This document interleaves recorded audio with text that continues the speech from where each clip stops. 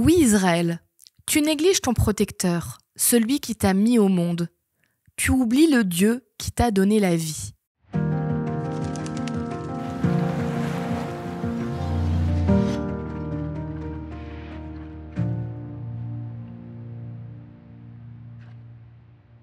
Et on continue sur notre petite série Dieu en tant que parent.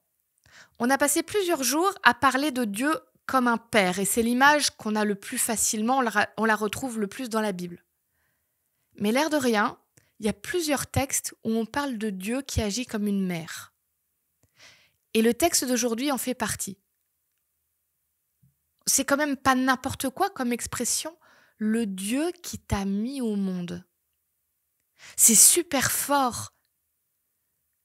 Il y a quelques années, il y avait eu une catastrophe naturelle assez importante, un séisme. Je ne sais plus exactement c'était dans quel pays. Mais je me souviens, je regardais vaguement les infos et tout d'un coup, j'ai été scotchée parce qu'il rapportait l'histoire d'une famille où la maison s'est effondrée et il y avait la maman qui était dedans avec un bébé. Et on ne les a retrouvés que plusieurs jours après, le temps d'enlever tous les décombres. Et quand ils ont enlevé les décombres, ils ont trouvé cette mère qui était arc-boutée comme ça, au-dessus du corps de son enfant, avec tout qui s'était effondré sur elle. Ce qu'il y a, c'est que la maman, malheureusement, elle était décédée.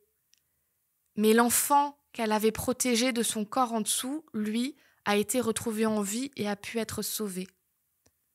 Et c'était tellement fort de se dire que jusque dans la mort, cette mère a protégé la chair de sa chair.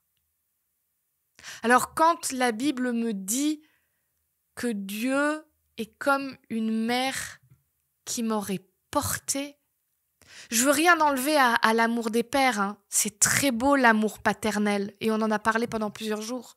Mais il y a quelque chose de très viscéral dans l'amour d'une mère pour son enfant parce qu'elle l'a porté dans son corps.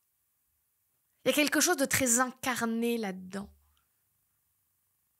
Alors j'aime cette idée d'un Dieu qui m'aime pas seulement avec sa tête, mais avec ses tripes.